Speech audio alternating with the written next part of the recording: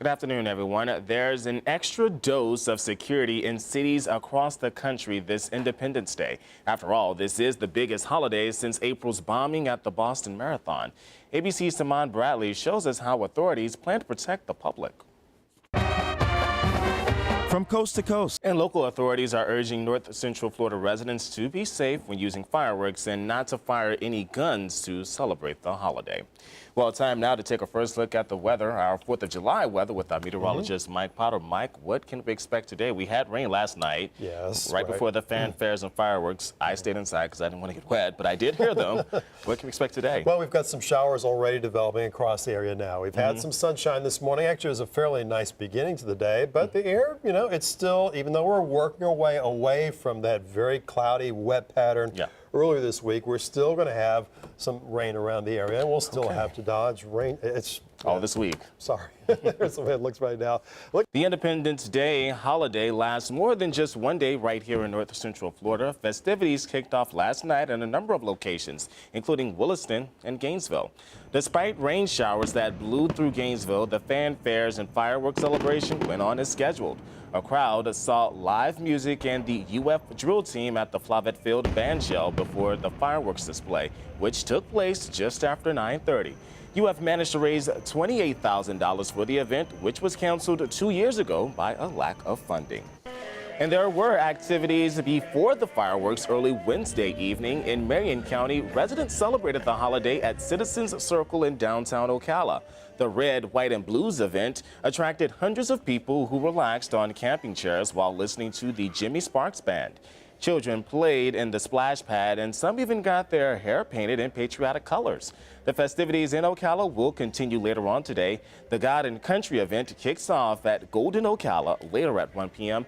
For a full list of 4th of July events around the area, you can visit our website, WCJB.com. The Chief Justice of Egypt's Supreme Court was sworn in Thursday. At the same time, Egypt's military launched a crackdown on the Muslim Brotherhood, the political party from which the ousted president hailed.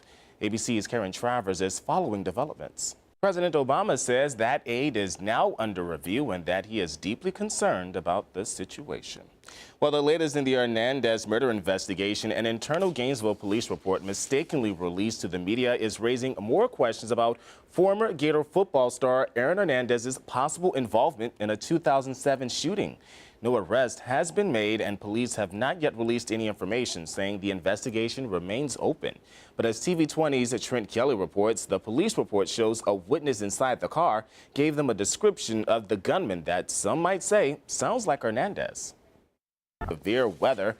Storms knocked out power and toppled trees in sections of Tallahassee, damaging cars and other property on Wednesday. Strong winds uprooted a large tree that landed on a car, trapping 2 people inside. Witnesses say the car's passenger got out through the back window while paramedics freed the driver.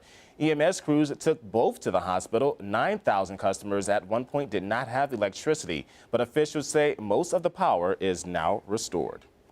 Diesel fuel spilled into the Miami River Wednesday morning, and officials say the small vessel you see right there is the culprit. Reports say the company that owns the fuel ship has been delivering gas to Fort Lauderdale, Miami, and Palm Beach since the late 1990s. The Coast Guard is investigating that incident. Well, closer to home, one man is in critical condition after the FedEx truck he was driving was hit by a CSX freight train in Hawthorne. Authorities say rainy weather appears to be a factor in the crash. The accident happened Wednesday afternoon on U.S. Highway 301. The train was carrying some 30-plus cars when the crash happened. The driver of the FedEx truck was taken to UF Health in critical condition. The Florida Highway Patrol says drivers must be careful when approaching railroad crossings. It is very important as the residents go to their home that they pay attention and make sure that there's no trains coming on the track. There are no railroad crossing guard arms at that intersection where the crash happened. Sergeant Simmons says in his 22 years with the patrol, he rarely sees crashes like this one. Blood and toxicology tests will be taken from the victim as the investigation continues. In Lake City, 2 people have been arrested after the shooting that took the life of one man on Thursday. Police arrested 16-year-old Deontay Jones and 20-year-old Keontre Merritt in connection with the double shooting that resulted in the death of 30-year-old Chris McConnell. Both suspects are now in the Columbia County Jail. Jones is charged with first-degree murder and armed robbery, and he has no bond. Merritt is charged with armed robbery. His bond is set at $500,000. New developments in the bizarre story of an Ocala man who says he was forced to commit a pair of robberies. He apparently made the whole thing up. 33-year-old Nicholas Cowart turned himself into authorities yesterday. Now, we told you of two separate incidents in which he tried to take money from a Steak and Shake and Kangaroo gas station. Cowart has been charged with robbery, and he is in jail on a $20,000 bond. Well, police say one man found an interesting way of paying Gainesville Regional Utilities fuel adjustment charge. Well, in fact, police arrested him for getting around all of GRU's charges.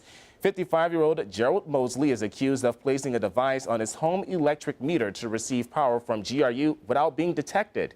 GRU investigators say this has been happening since December and that Mosley used $1,900 worth of utilities since then. Mosley told police he did not do it, but was charged with grand theft. Well, coming up, it was just in time to prepare a picnic for tonight's festivities. A look into the cost of a 4th of July meal. We'll be right back.